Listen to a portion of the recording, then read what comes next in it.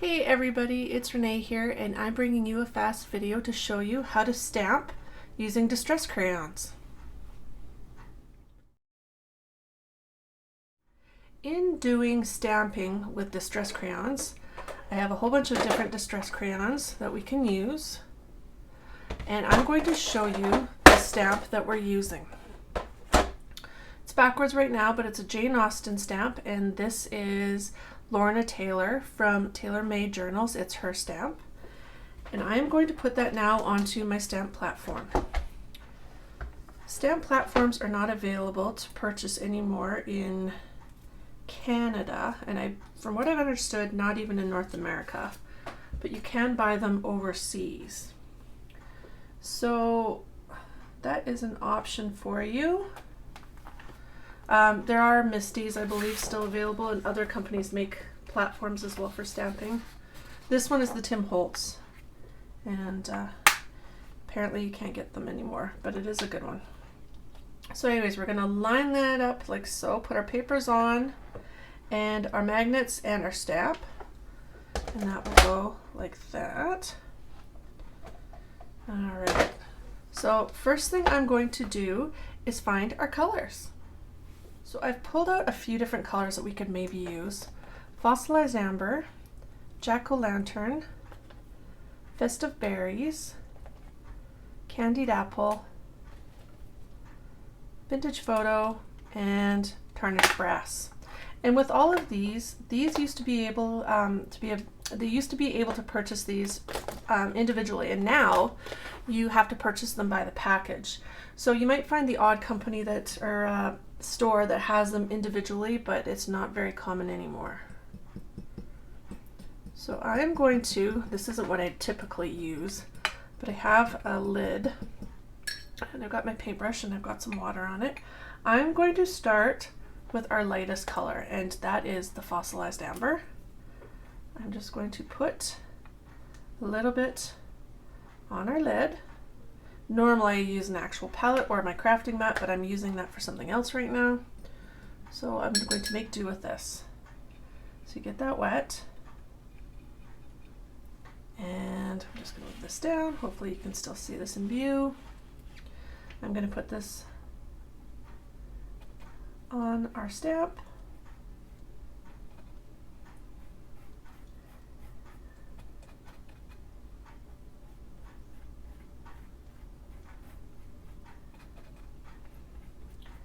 And see what kind of a look we get with this. I've done this before with other stamps, but I've never filmed it. So I'm not trying to make it perfect because we want it to be a little bit colored, but also washed out as well, if that makes any sense. Just move these out of the way. So I'm going to put that down now. I'm actually going to move this magnet because it's kind of in my way for what I'm doing. Put that there, and I'm getting out my tool that I made, and this is like a Baron or in Gina K's world, or Chuckie, and I've got a video. I'll put the link up top if you want to make your own. Very easy to make. Okay, so there's that. I'm not using watercolor paper. I didn't pull out watercolor paper for this project. I just am using cardstock, so hopefully it doesn't buckle too much.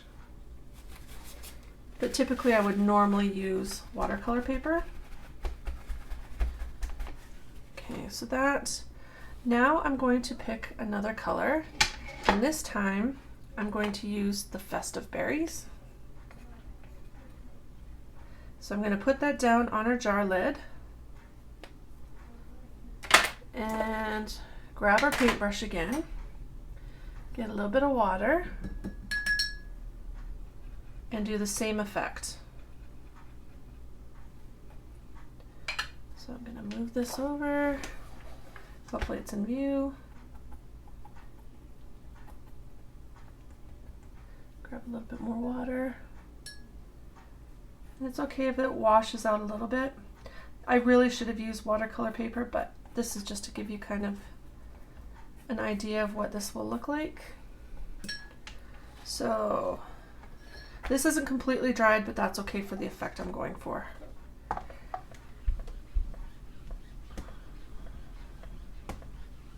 And also I wanted to show you on cardstock so you get the feel of why watercolor paper is also sometimes a good idea. Okay, so I'm going to grab my napkin. And see, in watercolor paper that would soak up a little bit. But I'm just going to leave it. And you could also at this stage when you're doing this, if you have a heat tool or an embossing gun, you could use that over top as well. So I'm going to take off the excess color, excess pigment off of here, clean off here, and I'm going to add a little bit of the vintage photo. You don't want too much of this, but because Jane Austen is from yesteryear, just because of the stamp, I thought I will add a little bit of brown, but I don't want it to make it look too muddy. So I'm going to put a little bit of brown like that. And I'm also going to add the tarnished brass.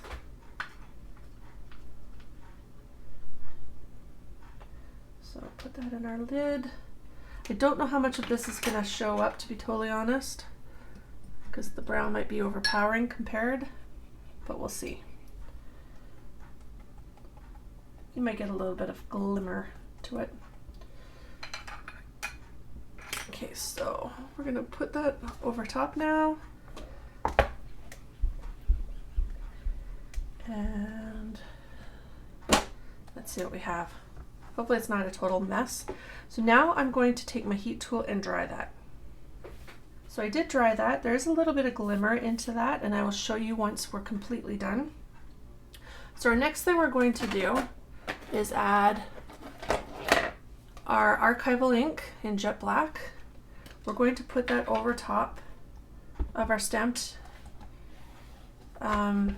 image, our stamp, I should say. Get into all the grooves and all the nooks and crannies that you need to get into. I think we got it all. All right, so now I'm going to put this down because our image is now dry.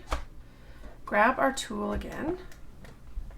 These tools are also awesome because they take away all the pressure in your wrist, and they get an even pressure throughout your stamp. So it comes out evenly all over the place. And there we go. You could make it more messy, and I could have put color outside, but this is a nice way to get color underneath your stamp so you don't have to use Copics or some other kind of a tool to have some color. It's a great way to add some depth into your stamped image. So I hope you liked that. I hope it was some help to you. If you like these videos, make sure you hit that subscribe and the bell notification and the all, and like my videos if you like them. So thanks for watching, everybody. Happy stamping, and hope to see you soon. Take care.